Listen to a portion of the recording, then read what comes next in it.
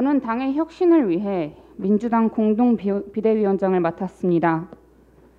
그런데 어제 지방선거 광역단체장 접수 명단을 보고 과연 민주당에서 반성과 쇄신은 가능한 것인지 깊은 고민을 하지 않을 수 없었습니다. 우리는 부동산 정책 실패로 정권을 넘겨주었습니다. 부동산 문제로 국민을 실망시킨 분들이 예비 후보자 등록을 했습니다. 대선 패배 책임을 지겠다고 물러난 전 당대표께서도 마찬가지로 후보자 등록을 하셨습니다. 우리 민주당이 과연 대선에 진 정당이 맞는지 반성하고 책임질 자세는 되어 있는지 서로 잘 안다고 잘못된 선택도 눈 감아주는 온정주의가 민주당을 다시 패배의 늪으로 밀어넣고 있는 것은 아닌지 심각하게 되돌아봐야 합니다. 공관위에 꼭 당부드리고 싶습니다. 당 쇄신과 지방선거 승리를 위해 제 살을 도려내는 심정으로 대선 민심을 받드는 민심 공천, 온정주의에서 탈출하는 개혁 공천을 해주시길 바랍니다. 비록 졌을지라도 반성하면 기회가 있습니다. 하지만 지금처럼 우리가 뭘 잘못했냐는 식의 모습을 보이면 지선 결과는 보나마나입니다. 대안이 없다는 분도 계십니다. 하지만 과연 정말 후보가 없는 것인지 아니면 꺼져가는 기득권을 지키려고 좋은 후보를 찾는 노력을 하지 않은 것인지 냉정히 자문해 봐야 합니다. 심판을 받았으면 반성하고 책임지는 모습을 보여야 합니다. 동료 의원과 여의도의 시각에서 벗어나 국민의 마음을 읽는 공천에 공관위가 앞장서 주실 것을 당부드립니다. 공천에서 자신에게 유리한 여론을 만들기 위해 많은 출마자들이 이재명 마케팅을 하고 있습니다. 일부에서는 송 전 대표 출마가 이재명 고문 작품이라는 여론도 흘리고 있습니다. 저는 그렇게 생각하지 않습니다. 이 고문께서 지지하는 것은 공정한 경쟁이지 특정한 후보가 아닐 것입니다. 또한 많은 후보들이 이재명 고문을 지키겠다고 합니다. 당의 소중한 정치적 자산을 지키기 위해 권력의 부당한 탄압에 맞서는 것은 당연합니다. 하지만 이것을 마케팅 전략으로 삼는 것은 합당하지 않습니다. 지금 우리는 선거를 하는 것이지 이재명이랑 누가 더 친하나 내기하는 것이 아닙니다. 민주당은 어느 개인의 사당도 아니고 누구를 지키기 위한 목적으로 만들어진 정당이 아님을 분명히 해야 할 것입니다. 마지막으로 다시 한 번 더 강조드립니다. 하루속히 국면 전환을 해야 합니다. 민주당은 지난해 재보궐선거와 대선에서 연이어 패배를 했습니다. 반성하지 않는 민주당에 대한 심판이었습니다. 이런 심판을 세 번째 반복해서는 안 될 것입니다. 이상입니다. 어제 민주당과 새로운 물결이 합당으로 함께 정치개혁을 위한 길에 나서기를 서약했습니다. 두 당은 하나된 힘으로 지방선거에서 반드시 정치 기득권을 해체하고 새로운 정치 실현에 앞장서겠습니다. 그 첫걸음으로 풀뿌리 민주주의 단계에서부터 기득권을 과감히 혁파하겠습니다. 이를 위해 첫째, 청년과 여성, 중증 장애인 등의 정치 신인을 가번에 우선 추천하겠습니다. 둘째로 청년 후보자가 단체장에 출마할 경우 경선 기회를 최대한 보장하고 경선 방법도 배심원제 실시를 적극 권고하겠습니다. 셋째, 청년 후보자 경선 기탁금의 면제 및 완화를 통해 청년의 정치 진입 장벽을 크게 낮추겠습니다. 광역단체 선거에도 혁신의 바람을 불러일으키겠습니다. 어제까지 당 공천관리위원회에 빼어난 역량과 경륜을 갖춘 37명의 후보자가 신청을 접수했습니다. 당을 대표해서 진심으로 감사의 말씀을 드립니다. 저희 지도부는 최고의 경쟁력을 갖춘 후보, 반드시 승리하는 공천을 목표로 공정하고 투명한 공천 혁신을 단행하겠다는 말씀드립니다. 윤석열 차기 정부가 특권층 정권의 길로 들어서고 있습니다. 인수위부터 서우남 특권층으로 시작하더니 현재 하마평에 오르고 있는 장관 후보자들조차 편협한 보수, 보은, 회전문 인사로 도배하고 있습니다. 특권층 인수위가 특권층 정부를 낳는 악순환입니다. 특권층으로 구성된 차기 정부가 특권층만을 위해 일하지 않을까 국민은 불안합니다. 비판적인 여론의 출입을 대놓고 막고 있는 인수위의 불통도 국민의 인내를 시험하고 있습니다. 김건희 씨가 특정 언론을 향해 정권 잡으면 무사하지 못할 것이다 라고 했던 겁박이 현실로 되어가는 것 같습니다. 개탄스럽습니다. 비판의 귀를 막고 특권층끼리 감투 나누기에 혈안이 된 정부가 어떻게 국민을 편히 모시겠습니까? 불통이 불안을 낳고 불안이 불신을 만들고 있습니다. 부디 지금이라도 국민을 위해 소통, 안심, 신뢰의 정부를 만들어 주시길 요청합니다. 한덕수 국무총리 후보자에 대해서 말씀드리겠습니다.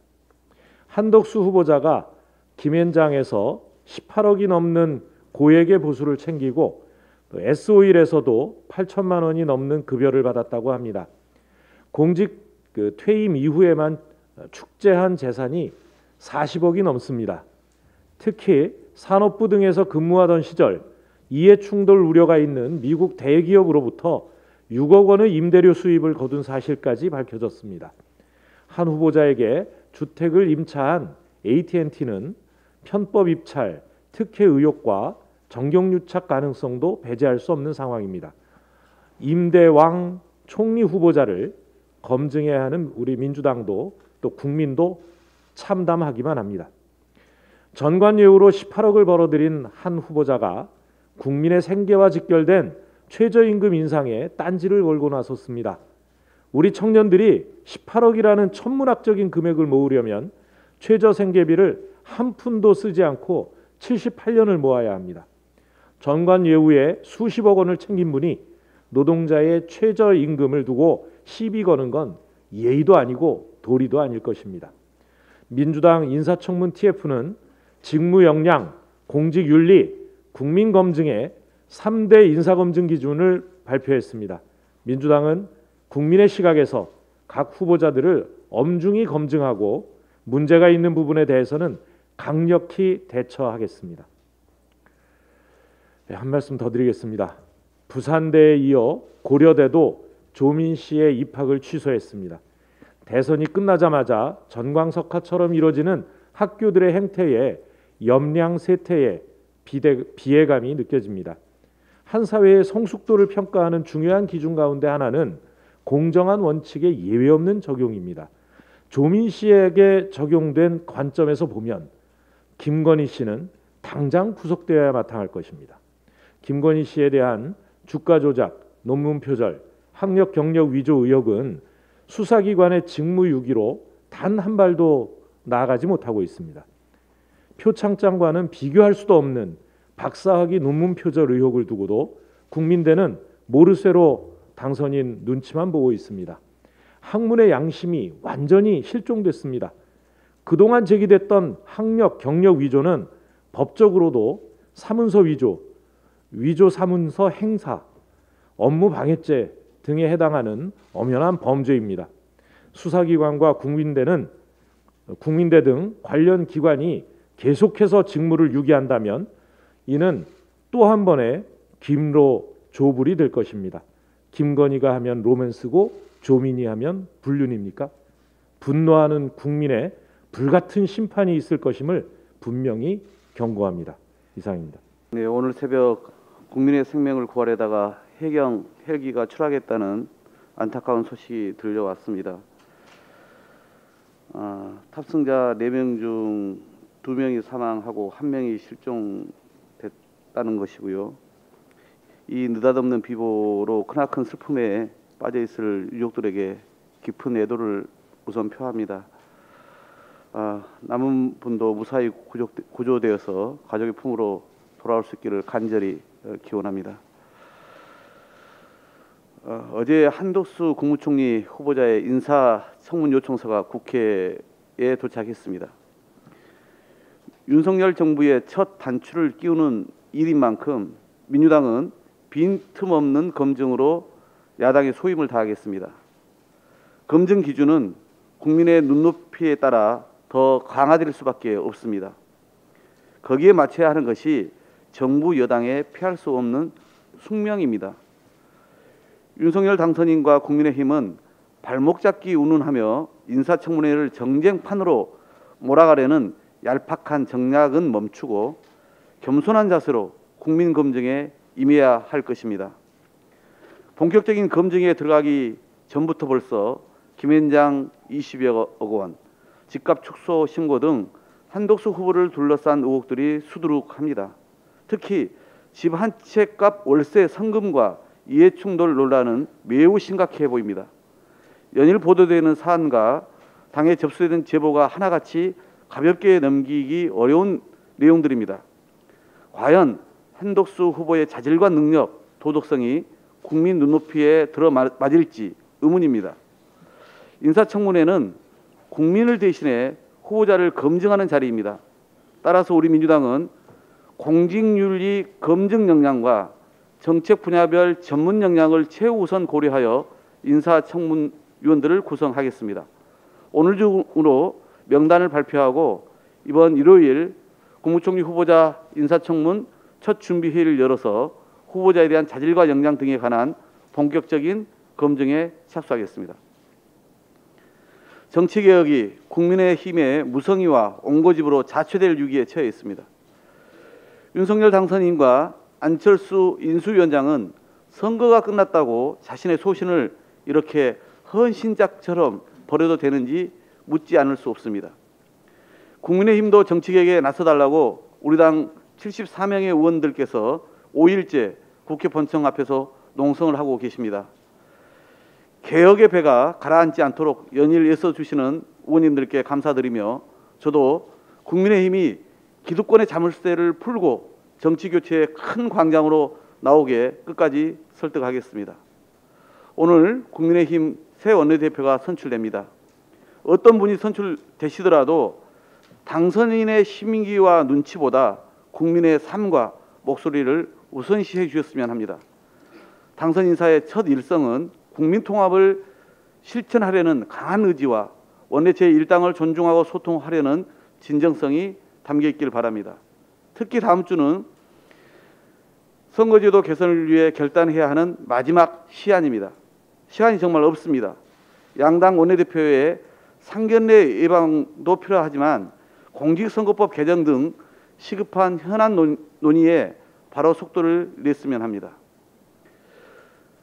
정치 탄압과 보복 수사가 임계점을 넘고 있습니다. 검찰의 산자부 압수수색, 경찰의 경기도청 압수수색에 이어 감사원까지 4대강 보호 해체와 백현동 사업을 집중 감사하겠다고 합니다. 최근 경찰은 김정숙 여사의 옷감 논란에 대해서도 조사를 개시했습니다. 대선이 끝나고 나서 30일 동안 문재인 정부와 이재명 상임고문을 향해 벌어진 일들입니다. 이 정도면 의원도 아니고 알아서 충성하는 것도 아닌 고도의 정무적 기획과 판단이 작동하고 있다고 볼 수밖에 없습니다.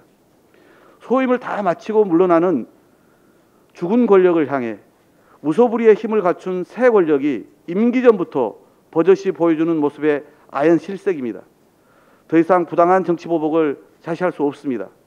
지금 대한민국에서 검경과 감사원까지 모든 사정기관을 일사불란하게 동원하고 정치적 입김을 넣을 수 있는 곳은 윤석열 당선인과 인수위뿐입니다. 윤석열 당선인은 지금 벌어지고 있는 사정기관의 경쟁적인 정치 탄압과 보복 수사에 대해 명백히 입장을 밝히고 부당한 보복 행위는 당장 중단시켜야 합니다. 우리 민주당은 국회 차원 대응은 물론 모든 당력을 총집중해 정치 탄압과 정치 보복은 반드시 막아내겠습니다. 이상입니다. 인수위가 정부 조직 개편을 미루기로 했습니다. 얼마나 준비되지 않은 국민의힘이었는지 윤석열 캠프였는지 반증합니다. 또한 여가부 공약이 성별 갈라치기, 세대 갈라치기를 위한 득표 전략이었음을 또한 반증합니다.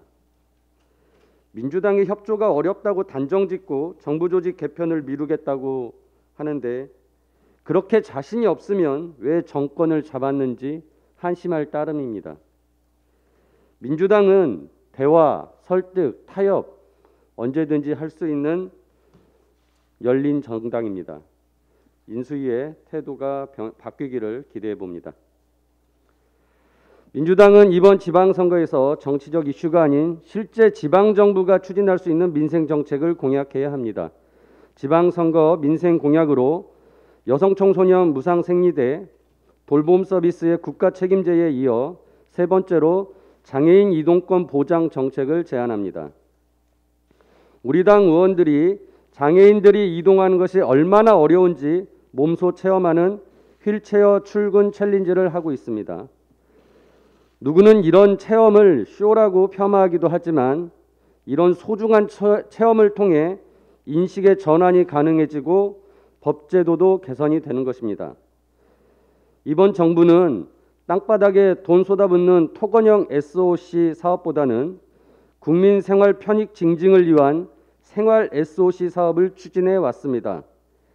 이러한 취지를 이어받아 이번 지방선거에서는 앞으로 지자체가 장애인의 이동에 장애가 되는 환경을 개선하는 생활 SOC 사업을 계속 추진해야 합니다. 길거리에서 식당 등 상점에서 휠체어 이동이 수월하도록 계단과 턱을 경사로로 개선하는 사업, 지하철역에 엘리베이터를 설치하는 사업, 계단의 휠체어 리프트가 안전하도록 정비하는 사업, 저상버스를 비롯한 장애인 특별 교통수단을 확대하는 사업 등 지자체는 장애인의 이동권을 보장하기 위한 정책을 마련해야 합니다. 이런 사업들이 지금까지 제대로 실행되지 않은 것은 돈 때문은 아닙니다. 장애인의 이동권에 대한 인식과 정책 의지가 부족했기 때문입니다. 무엇보다 관역 단체장과 기초 단체장의 인식과 의지가 있다면 이런 사업들은 충분히 추진할 수 있습니다.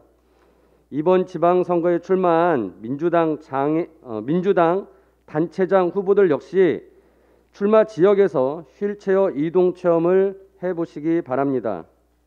민주당은 약자와 서민을 위한 민생을 최우선으로 하는 정치를 하겠습니다. 이상입니다. 네, 비대위원 권지웅입니다.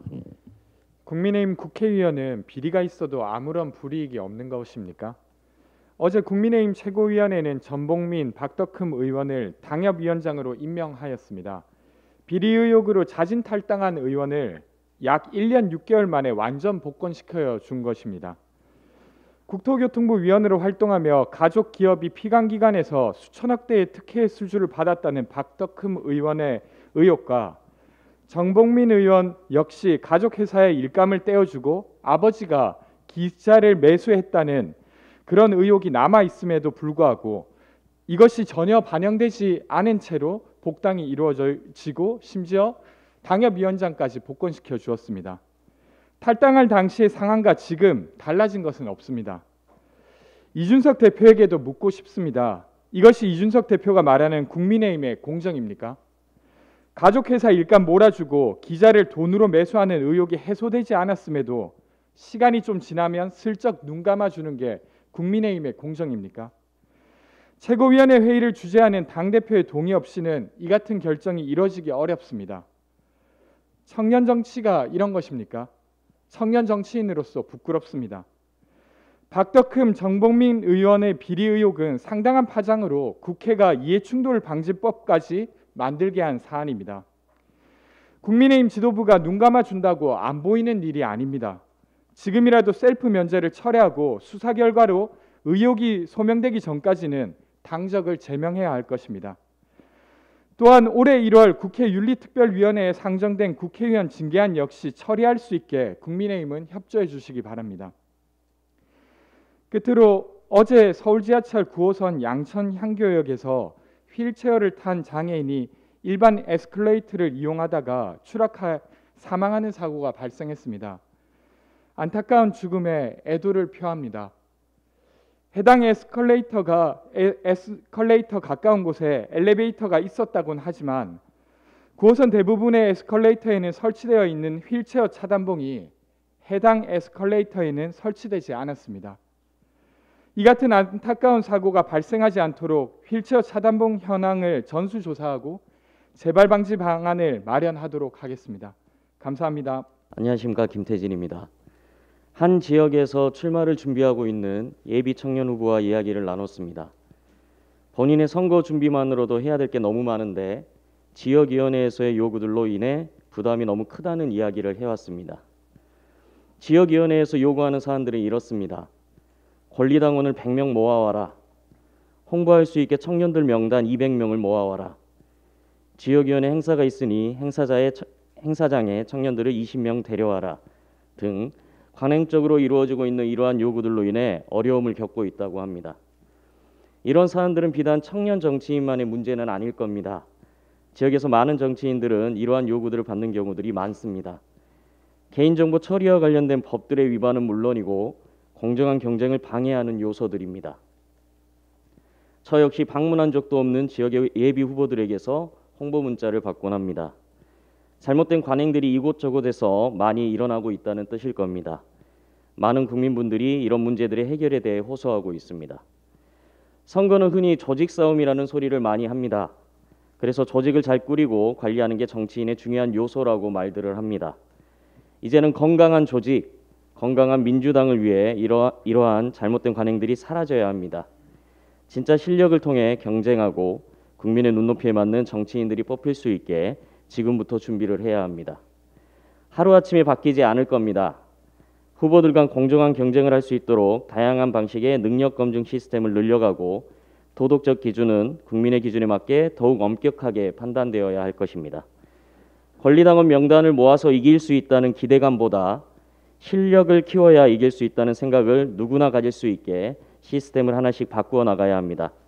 이번 지방선거만 바라보는 게 아니라 이번 지방선거가 시작이라는 생각을 가지고 혁신을 함께 만들어가면 좋겠습니다. 이상입니다. 윤석열 당선자는 언론 통제, 언론 길들이기라는 잘못된 욕망을 포기하십시오. 최근 듣도 보도 못한 일이 발생하고 있습니다. 대통령직 인수위원회에 일부 언론사가 출입을 거부당하고 있는 것입니다.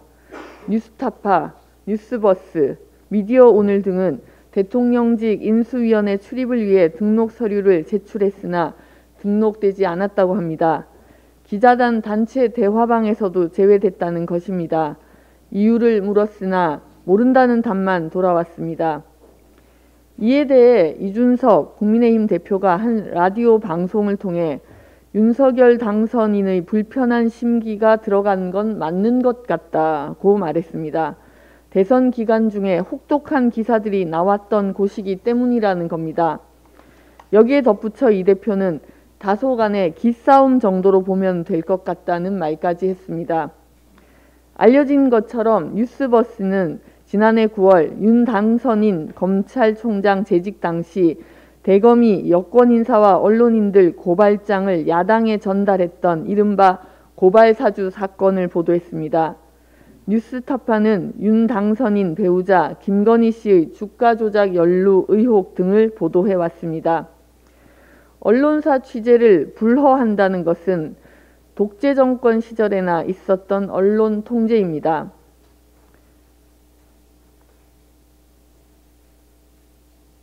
이 같은 행태를 기싸움이라고 표현하는 이 대표의 인식은 본질을 호도하는 말장난입니다. 윤 당선자는 대선 전 뉴스버스의 의혹 제기에 대해 공작도 메이저 언론을 통해 해야지 어디 인터넷 매체가 라는 부적절한 발언도 한 바 있습니다.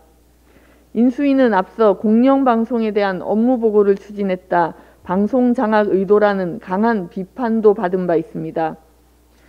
지난 6일 신문의 날 기념행사에 참석한 윤 당선자는 언론의 재언도 쓴소리도 경청할 것이다 라고 말했습니다.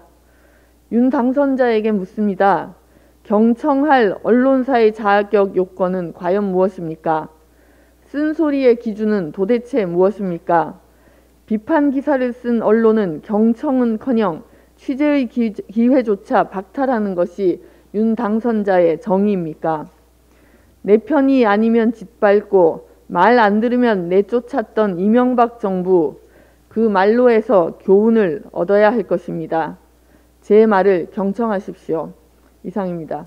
올해 1월 국회 윤리심사자문위원회는 헌정사상 두 번째로 윤미향 의원과 이상직 의원 그리고 박덕흠 의원 등 3명에 대해 의원직 제명을 윤리특위에 요구하였고 2월 14일 국회 윤리특위는 윤미향, 박덕흠 그리고 이상직 의원 등에 대한 징계안을 상정하여 지금 소위에 계류 중에 있습니다. 국민들께서는 이번에는 과연 국회의 제19 감싸기 관행이 깨지는지 관심 있게 지켜보고 계십니다.